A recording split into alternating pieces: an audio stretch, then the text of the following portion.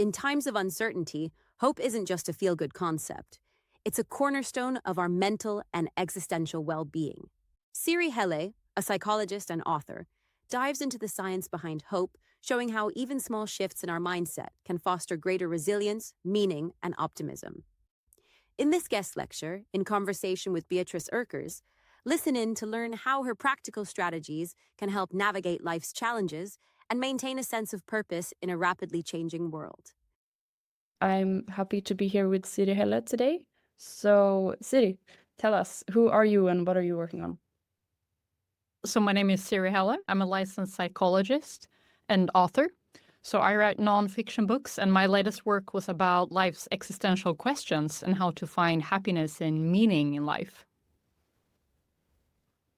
Yeah, and I think the reason I wanted you to be part of this is you have a lot of experience thinking and writing about sort of these existential questions in relation to the future and just how to live our lives. Existential hope is a big part of this course. So how do you define hope and why do you believe it's crucial for our psychological and existential well-being?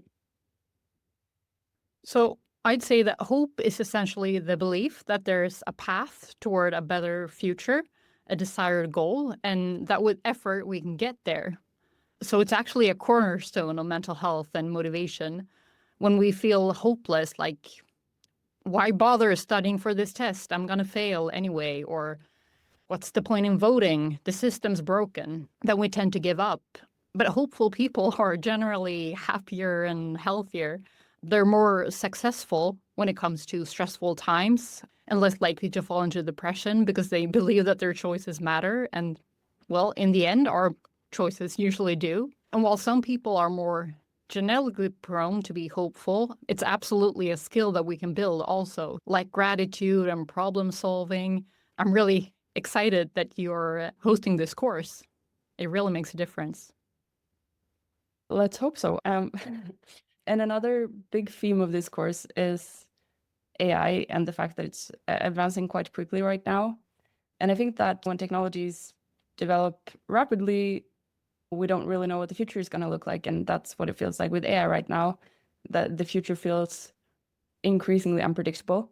So how does hope help us navigate this uncertainty without becoming either in denial or just doomy about the future?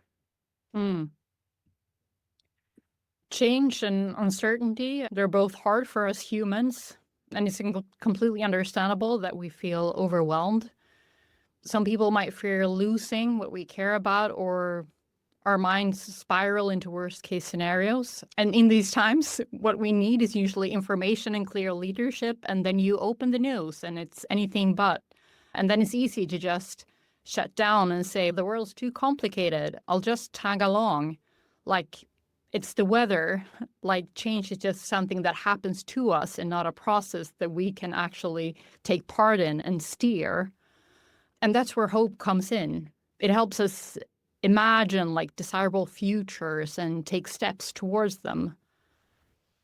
And I guess some people might say that hope is a form of denial, but I'd actually say it's the opposite. I'd say that denial is a defense mechanism that kicks in when reality feels too uncomfortable. Like some people ignore the climate crisis because it would mean that they'd have to change their lifestyle or pay more for gas. But hope, on the other hand, it shows that, yes, things are hard, but there is a path forward. So it actually motivates us to act and not to hide. That's great. Yeah. Do you have any evidence-based techniques that you recommend for cultivating hope? I think both like as an individual, but maybe also as a society or collectively.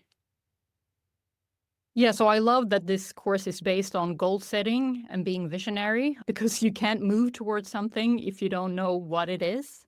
And I'd say that one big challenge today is that we're very good at identifying dystopias and pointing fingers, but not as good as actually articulating what we want to move towards. And when it comes to behavior change, it doesn't work to focus on what we shouldn't do, but rather what we should be doing and making realistic plans. So goal setting is one. And then also doing narrative exercises. So studies show that when we remind ourselves of times when we've overcome challenges before, it could be both personally from our own lives, but also cultural stories. That's part of our cultural narrative. It actually helps. You can remember a time when you've overcome hardship, or you can just watch Braveheart. Perfect. And then you also asked about what we can do at a societal level. And actually, there's a lot of research that shows when you teach kids at school social and emotional skills such as problem solving or conflict resolution or hope, it actually can lead to both academic success and increased well-being. And it's endorsed by both UNESCO and the WHO. But there's still a long way to go with implementing these programs, like the US, for example. And do you know is there proof or anything that we know that nurturing hope at an individual level actually ripples out and creates broader societal or systemical change? Yeah, definitely. Since we live in such an individualistic society, I think that we often forget that we're fundamentally social creatures. But when you think about big movements like the civil rights movement or climate activism, it is really about people who share the same hope.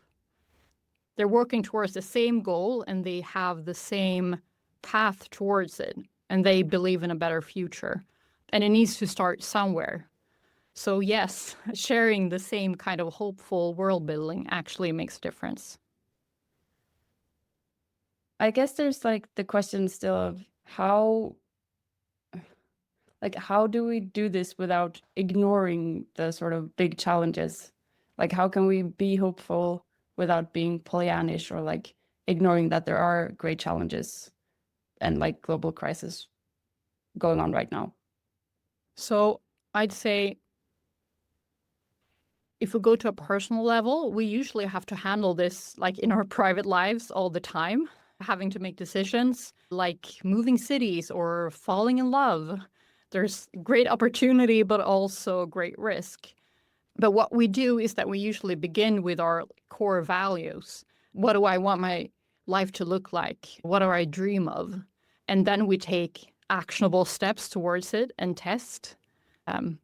So, for example, if you want to move cities, you usually go there a couple times before you make the big move. And the same goes with new tech. We should, of course, dream big and then test them in a kind of like sandbox environment. And when it comes to policies, we should usually test them on a smaller scale before we scale them up. And then, of course, correct along the way. But begin with dreaming big and then set realistic plans. Yeah. And I know you wrote this book on existential health recently. Maybe you could just explain to people a little bit what you mean or what is existential health, and then also especially maybe how it relates to the current like emerging technologies like AI, basically rapid change. So existential health is having functional answers to life's biggest questions, such as what makes me happy or what do I find meaningful? Is it family or work or creating music, for example? And for some people, it's religion. It could also be philosophical answers or very personal ones. And when it comes to how AI affects existential health, it's such a rich question that I'd actually love to have a separate conversation on that. Because the big challenge with meaning is that it requires effort. We need to feel that our contribution makes a difference.